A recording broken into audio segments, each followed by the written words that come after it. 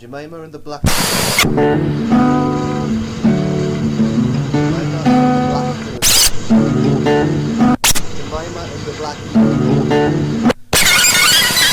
Jemimah and the Black Unicorn by Stu Simpson. Chapter 1: Patience and the Moon.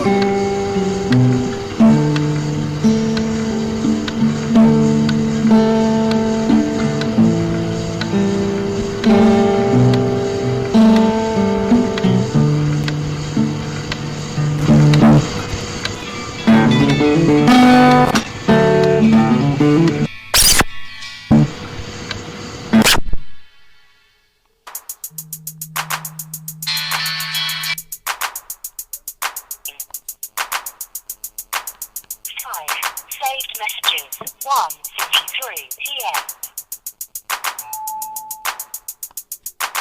How many times must I ask you, George? What do you mean we can't afford it? Why, George? Why?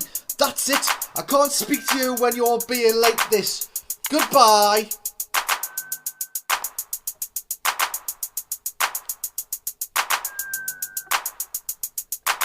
Once again, Mrs. Jane Osmotherly hung up the phone on her husband, opened the fridge and poured herself a large glass of white wine. This was not a rare occurrence. Actually, it was where if some sort of drama didn't happen.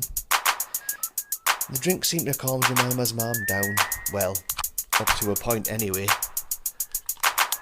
Jemimah was a small, pleasant, petite girl with long, dark brown hair, and a quiet disposition. She didn't say much. Well, it was hard to get in a word edgeways with her two brothers, and her parents were always at war. Anthony and Simon shared the room next door to Jemimah's.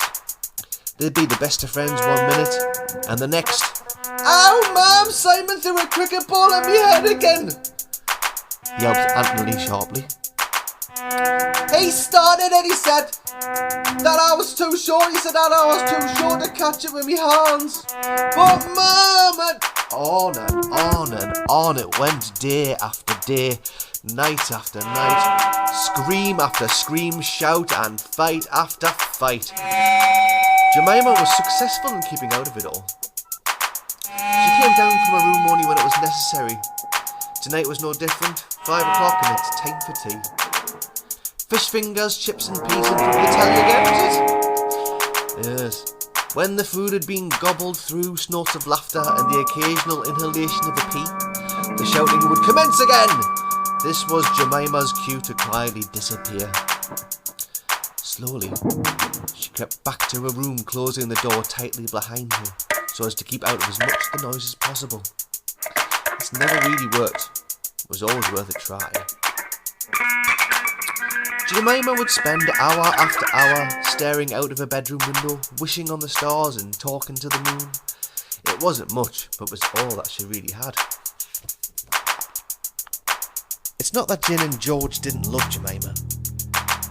They were just so caught up in never having enough stuff. And what they did have, for whatever reason, always seemed to get replaced every single year.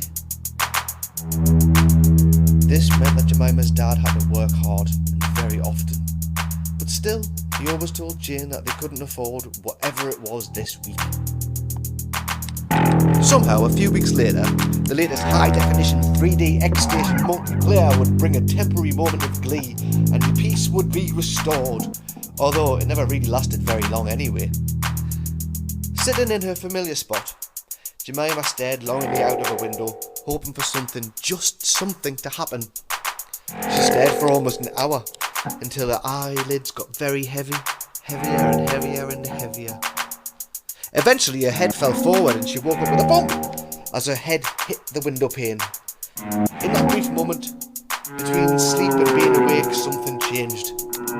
Was I dreaming? Am I dreaming?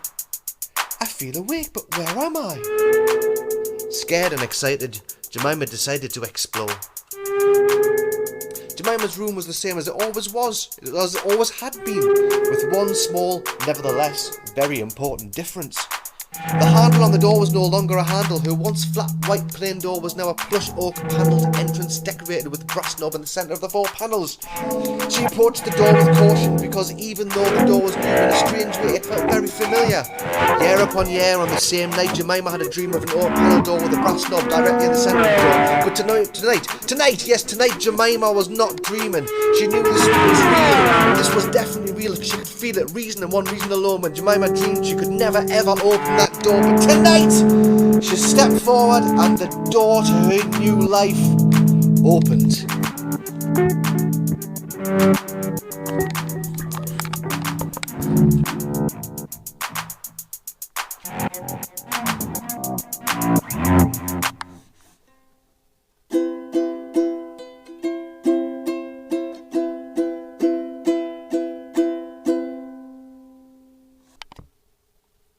Lost little children all over the world, grown-ups all grow up from small boys and girls. What will you do when you're all big and strong? Will you put right what your parents got wrong? Patience a virtue when mixed with the moon. I used an old pussycat with a runcible spoon. A thought pioneer with the wind at your heels, powered by steam and electrical eels. Patience and the moon, your eyes turn to jades. When your past fades away, come back soon.